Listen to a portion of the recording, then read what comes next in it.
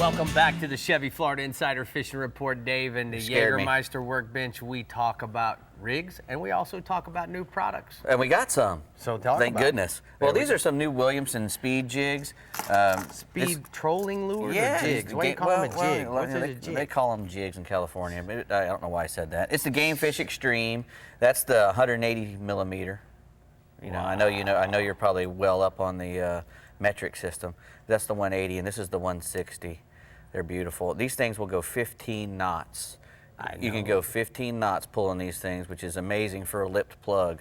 A lot of the non-lipped plugs you can pull that fast, but these are really good for you that fast. I trolled them down the edge over in Chubb. Yeah, did you catch some big wahoos or lose a bunch of them? That's what happened. A bunch of them went away?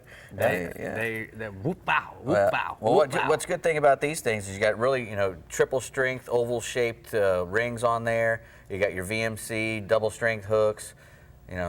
If a big fish eats it, you're going to catch him with those hooks. You're going to pull them out. These are really cool from Williamson's.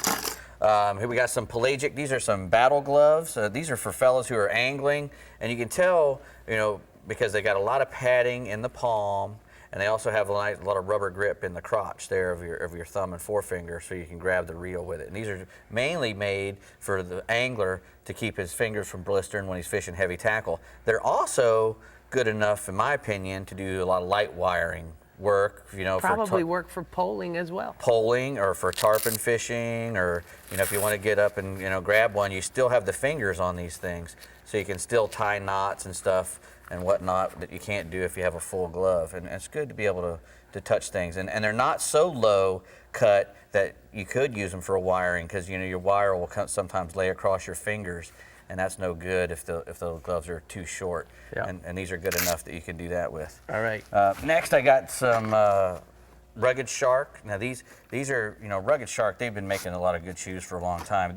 These are their tidal waves. Mm-hmm. This is their regular boat shoe, leather uppers, really good drainage system in these. They got holes all in the bottom, so you don't want to walk in a puddle with them because it will go up into your sock. But if you're out on the boat with them, like they're made for, water goes in, it comes out these holes on the bottom.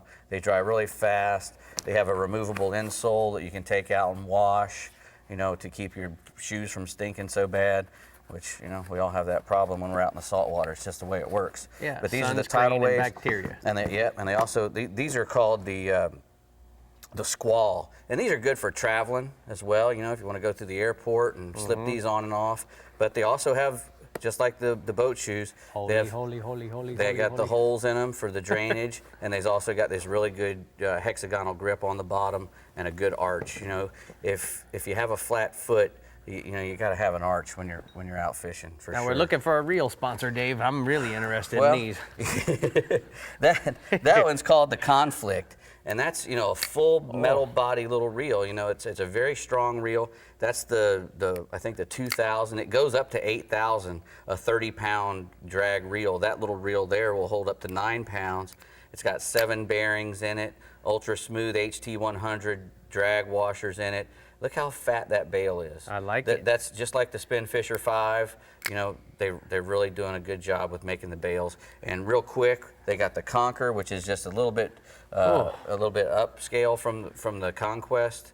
From the other fella, the Conquer, the Conflict. I got all these cons going at me. But anyway, this is a 10. This is for inshore, near shore. It'll handle big fish, up to tuna fishes. 10 stainless steel ball bearings. The HT100.